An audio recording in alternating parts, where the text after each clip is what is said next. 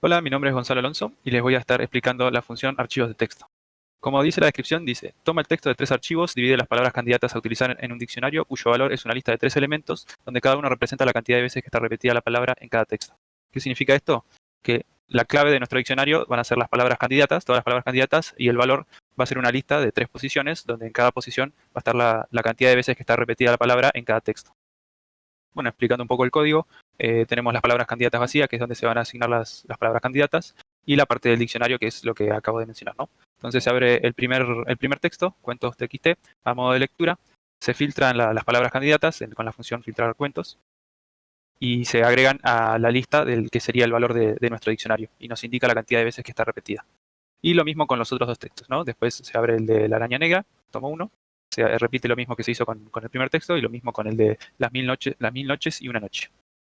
Y por último, una vez que ya tenemos el diccionario con todas las palabras candidatas y la cantidad de veces que está repetida esas palabras, se lo ordena todo por orden alfabético y se lo introduce todo en un archivo CSV. Hola, mi nombre es Camilo Frank. Yo voy a explicar la función de filtrar cuentos. Bueno, esta lo que hace es filtrar cada palabra. Lo que hace primero es convertirla toda en minúscula. Después filtra de puntos, comas u otro carácter que no sea una palabra en sí misma. Y después cuenta la cantidad de caracteres que tiene la palabra. Y esta tiene que ser mayor o igual a la longitud configurable, que en este caso la palabra tiene que tener 5 más caracteres. Y después, bueno, esto queda agregado a las palabras candidatas, cada una de estas palabras filtradas. Bueno, mi nombre es Camilo Frank y nuevamente voy a explicar la función del sorteo. Lo que hace es primero, bueno, se crea una lista con la cantidad de jugadores que van a jugar. Después en Random Shuffle lo que hace esto es los jugadores que recibió los mezcla, los baraja. Y bueno, y si él gana, cuando sale el primer ganador, lo que hace en la ubicación, o sea, lo ubica al principio de todo, de la lista. Bueno, y en la última parte de la función, en el for, se muestra cómo quedaron los turnos. O sea, básicamente muestra el primero hasta la primera posición y así sucesivamente hasta que terminen todos los jugadores. Mi nombre es Teo Jorge y voy a presentar la función arcade multijugador ronda, ¿no? Que primero, ya teniendo los participantes elegidos, los sortea, teniendo en cuenta el ganador que iría primero, por eso el ganador ya entra como para elegir en la función, como que ya entra. Y a la hora de asignar palabras, hay una función que a cada jugador, según el diccionario de palabras que también está dado, le asigna a cada participante su palabra y forma un diccionario que cada jugador tiene su palabra. Después comienzan los datos de la partida, o sea que agarra y a cada jugador le pone su palabra, pero en forma de incógnitas, su acierto cero, desacierto cero, como que prepara los datos en el comienzo ahorcado. En este foro a cada uno le presenta los datos de inicio. Después asigno valores, que después voy a explicar para qué sirven. Y comienza el while, donde mientras todos los jugadores sigan jugando, o sea que la cantidad de jugadores no sea igual a terminados, terminados es cuánta gente terminó. O sea que si hay más gente jugando de la que terminó, o sea que todavía sigue jugando gente. Después, si que la posición es quién va, ¿no? Ahora va a jugar este, ahora va este, ¿no? Y si la posición es mayor a la cantidad de participantes, significa que está pasado. O sea que iría al principio, ¿no? O sea, si hay cinco jugadores, después el quinto jugador va el primero de vuelta, ¿no? Entonces hace eso, que cuando termine el último comience el primero. Después asigno al jugador que va a jugar, esto lo hace cada vez que pasa de turno, y comienza. Si no es el último, porque el último jugador es innecesario poner ahora es el turno si juega varias veces, ¿no? Porque es el último. El ahora es el turno y después no se repite más, porque sigue jugando esa persona. Después comienza el ahorcado, ¿no? Según la palabra de este, los aciertos y desaciertos que son cero al principio, y esto se va guardando, ¿no? Cuando se equivoque, va a cambiar de turno y todos los datos que sacó esa partida, cuántas letras usó, desaciertos, aciertos, se va a guardar en un diccionario para cada jugador esos datos. Después los puntajes, según el puntaje del diccionario configurable, los puntos aciertos y desaciertos, se hace después según los aciertos y desaciertos que tuvo el jugador.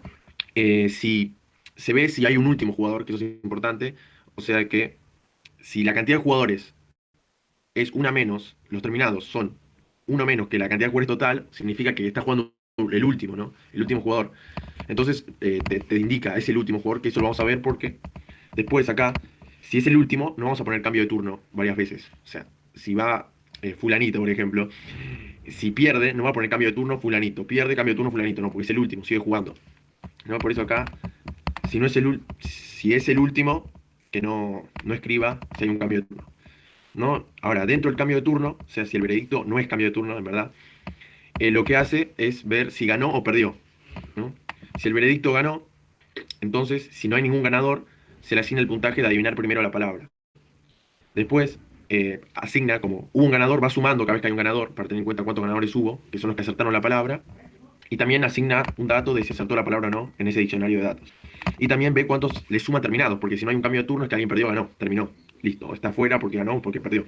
Y removemos ese jugador que terminó de la lista de los jugadores que siguen jugando.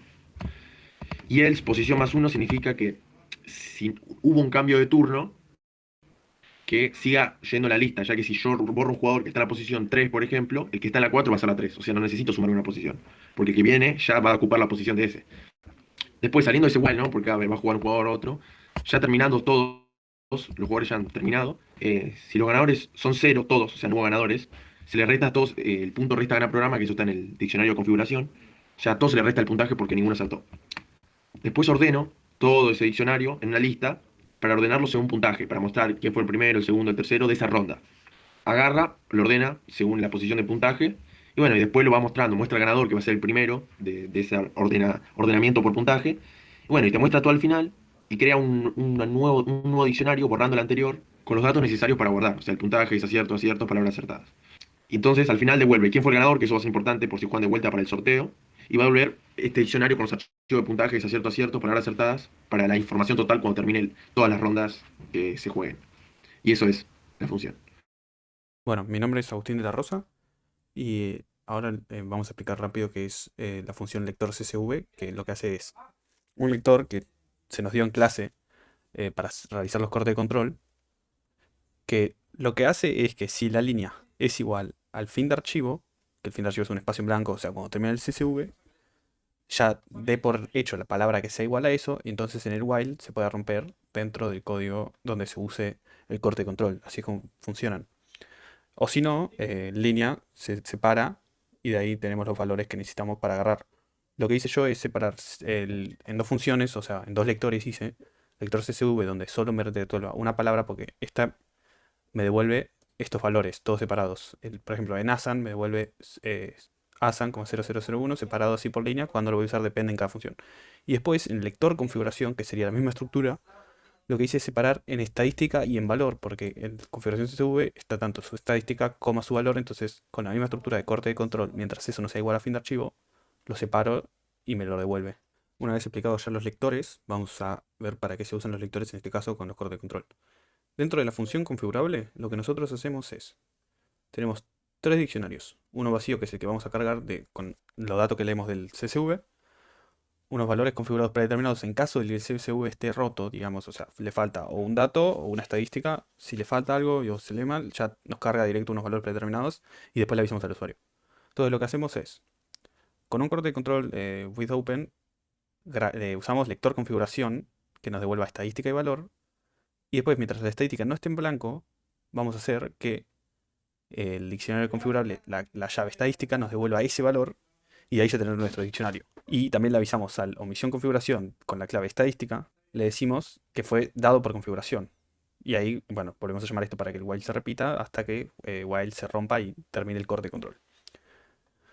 Entonces, en el for, cuando lo que hacemos es, de la estadística, en los valores configurados predeterminados, o sea, por cada estadística ya predeterminada, vamos a decirle que si esa estadística no está en el diccionario configurable, le diga al usuario en omisión configuración, que lo vamos a usar después, le ponga valor omisión y carga la estadística por en caso de que no esté, tengamos todas las estadísticas bien y no haya ningún error después. Entonces estaría la estadística, la llave estadística ya cargada y sin ningún problema. Y lo mismo hacemos después con otro if para los valores de la estadística, que si están en blanco, en caso de que en el CSV se haya borrado el valor o no esté, del diccionario configurable estadístico, o sea, de la llave, va a ser igual a la estadística ya cargada, que es otra llave.